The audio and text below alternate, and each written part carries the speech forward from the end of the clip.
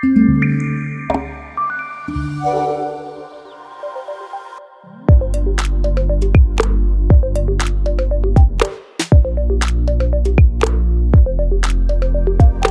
à tous, je suis ravie d'être parmi vous pour ces entretiens de l'Académie et de pouvoir présenter les axes de la mandature. Alors c'est une mandature qui a commencé le 21 décembre 2022, une année s'est déjà écoulée, mais nous avons 3 axes sur cette mandature. Le premier axe c'est la facture électronique, le numérique, l'intelligence artificielle. Le deuxième axe c'est la durabilité et le troisième axe c'est la formation. Pour le premier axe, la facture électronique, le numérique, l'intelligence artificielle, ça a fait le thème de notre congrès à Montpellier du mois de septembre. Vous étiez très nombreux, très intéressés par ce thème-là parce que c'est vraiment le thème d'actualité. Donc l'ordre est en ordre de marche sur la facture électronique, même si nous avons eu un décalage au mois de juillet dernier sur la mise en place et le développement de la plateforme fiscale pour la facture électronique. Nous continuons d'œuvrer auprès de nos clients et auprès des cabinets pour les former, les informer sur la facture électronique.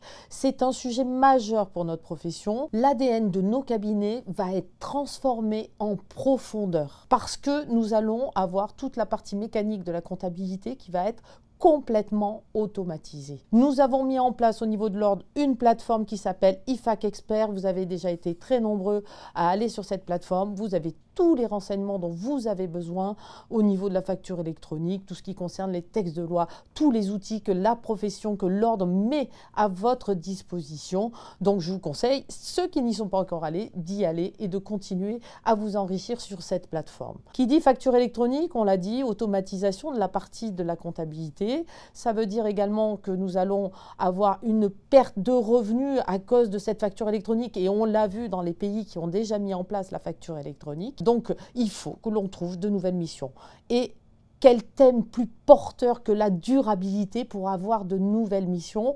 On le voit, c'est un sujet d'actualité, c'est même un sujet sociétal. Et nous, experts comptables, nous avons un rôle majeur à jouer en matière de durabilité. Nous devons nous saisir de ce secteur, nous devons aller de façon impérieuse sur ce nouveau champ des possibles qu'est la durabilité. Nous devons accompagner nos clients, les TPE, PME, tout au long de leur vie sur toute cette démarche de durabilité. On le sait, on le voit déjà, il y a des enjeux très forts, des enjeux économiques importants pour les TPE, PME. On a par exemple la transposition de la CSRD qui s'est faite en fin d'année 2023. Cette transposition oblige les entreprises d'une certaine taille à établir un rapport de durabilité.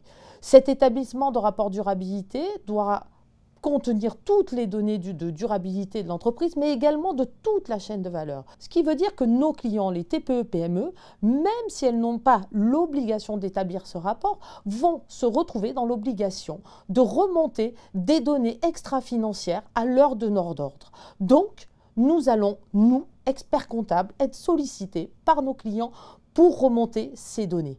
On voit également des groupes bancaires qui développent des financements avec des taux privilégiés, avec des taux inférieurs pour les entreprises qui peuvent démontrer qu'elles ont une démarche RSE. On a la même chose avec des subventions et également sur les appels d'offres publics, les entreprises qui ont une démarche RSE et qui peuvent le démontrer ont des bonifications de points pour l'obtention de ces marchés. Donc on voit que c'est quelque chose qui arrive de façon très forte dans l'économie et qui arrive chez nos clients. Seulement sur la durabilité, on n'a pas de prérogative d'exercice. Donc, il faut qu'on se saisisse aujourd'hui de ce marché qui est très important. Si on ne se saisit pas de ce marché, nous allons avoir des consultants qui vont venir toquer aux portes de nos clients pour leur proposer de développer ces missions chez eux. Alors que c'est nous qui détenons les données, c'est nous qui produisons les données. C'est à nous d'entrer sur ce terrain-là. Il est très important que nous nous saisissions dès aujourd'hui de ce domaine de la durabilité. Donc je vous ai parlé facture électronique, numérique, intelligence artificielle, durabilité. Pour tout ça, il faut qu'on se forme. C'est important et c'est pour ça que la formation est un des piliers de notre mandature. Pour se former, l'Ordre aujourd'hui est en train de développer le plus grand plan de formation que l'Ordre ait connu. Nous faisons un investissement de l'ordre de 4,7 millions d'euros. Ce plan de formation à destination des collaborateurs et des experts comptables est destiné à faire évoluer les collaborateurs en compétences. Parce que la richesse des cabinets, c'est l'expert comptable, mais c'est aussi et avant tout le collaborateur. C'est nos collaborateurs qu'il faut qu'on forme, c'est nos collaborateurs qu'il faut qu'on fasse monter en compétences. On ne peut pas se permettre de ne pas les faire monter en compétences aujourd'hui avec tous les défis qui se présentent devant nous. Nous devons préserver l'employabilité de nos collaborateurs. C'est pourquoi l'Ordre a mis en place le plan de formation qui s'appelle Profession comptable 2030. Nous allons développer 50 parcours de formation sur 3 ans.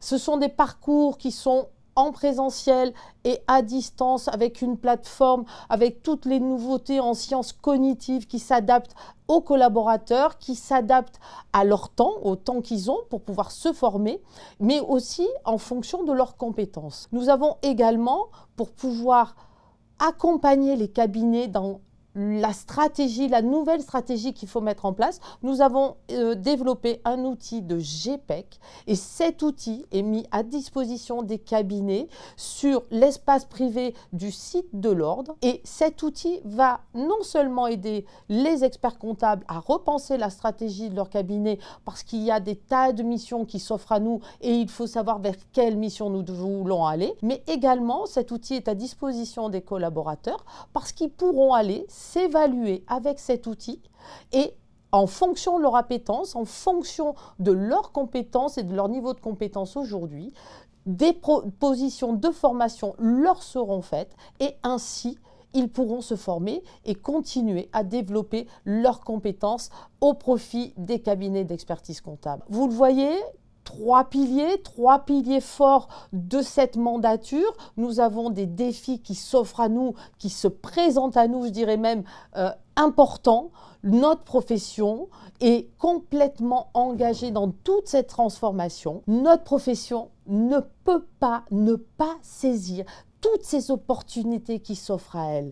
Nous devons repenser nos cabinets, mais je sais que notre profession a toujours su s'adapter et elle s'adaptera encore une fois à l'évolution technologique qui se présente à nous.